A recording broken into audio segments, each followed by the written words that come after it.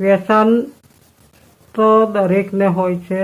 કોઈને તમાકુનું હોય, કોઈને વિમલનું હોય, કે કોઈને ગાંજા ચરસ કે દારૂનું હોય. બધાનું સરસ વ્યસન હોય છે. પણ આજે આપણે દારૂ વિશે વાત કરીશું કે હમણાં જ્યારે સરકાર દારૂનો પ્રતિબંધ મૂકે છે અને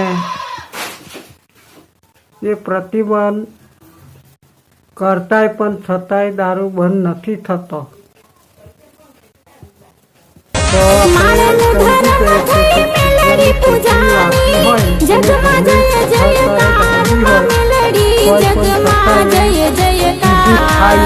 એક તારો રે આધારમાં તું છે તારણહાર, એક તારો આધારમાં તું છે તારણહાર. તારા છોરું જોવે વાત મેલડી બેલી કરજે વાત. બધા પોલીસ વાળા છીએ, સાહેબ છીએ, મોટા સાહેબ છીએ, મોટા શિક્ષા હોય છે અને ગરીબ છીએ. પણ હવે ગરીબ કેવી રીતે પીએ ને જેલમાં કેવું તમે કેમ કે ગરીબ છે ને દારૂ પીવે છે ને ત્યાર પછી એ વાઘ જેવા થઈ જાય છે અને ભૂંડ જેવા થાય. જ્યારે વાઘ ગામમાં આવે છે ને ત્યારે ફોરેસ્ટરને ફોન કરીએ છીએ તો એ પિંજરું લઈને આવીને વાઘને પકડી જાય છે. એવી રીતે માણસ પણ દારૂ પીવે છે ને તે બહુ દાદાગીરી ને બહુ એ કરતા હોય ને ત્યારે ગામ લોકો એને પણ પોલીસ વાળાને ફોન કરે છે અને પોલીસ આવીને એને લઈ જાય.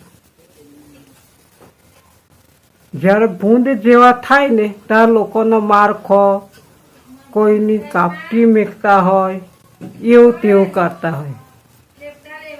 એ ભૂંડ જેવો કહેવાય. કેમ કે પીવાનું ઓછું હોય પણ બકવાનું વધારે હોય.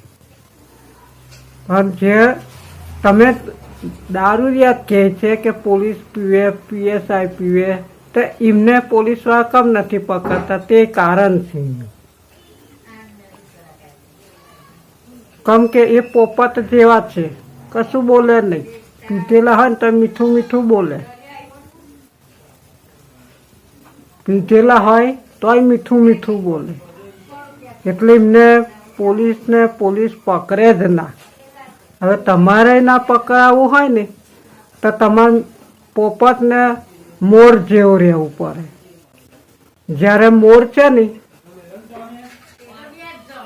મોર તે કરા કરે છે, એવી કરા તમારે કરવી પડે અને લોકોને હસતા રાખવા.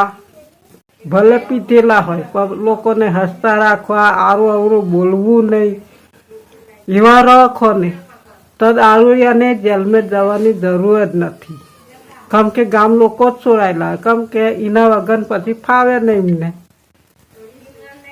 ને પોપટ જેવું રહેવું, મીઠું મીઠું બોલવાનું, કોઈની કાપટી કરવી નહીં.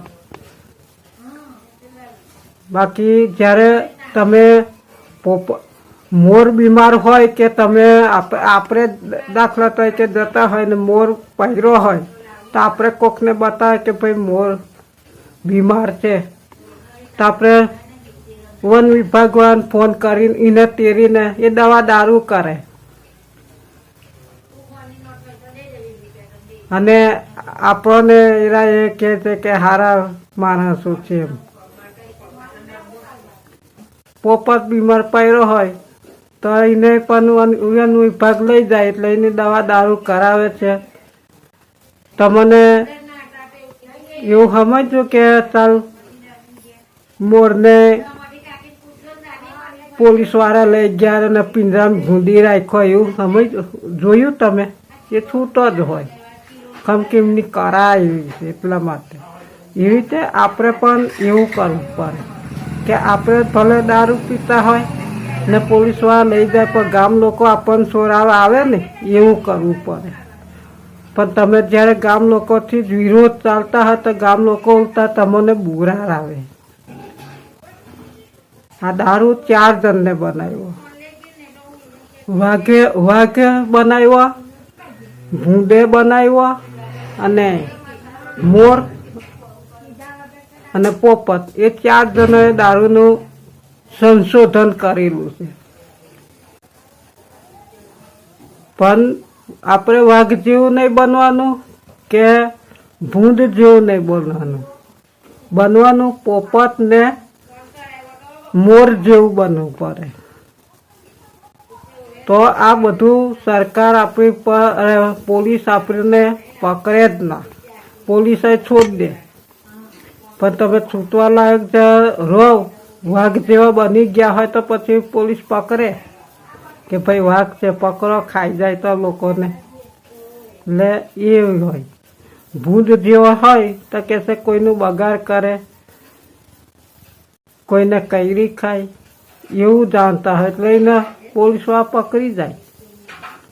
તો આ મારો વિડીયો ગમ્યો તો લાઈક કરજો, શેર કરજો, સબસ્ક્રાઈબ કરજો અને દારૂ અને શેર કરજો.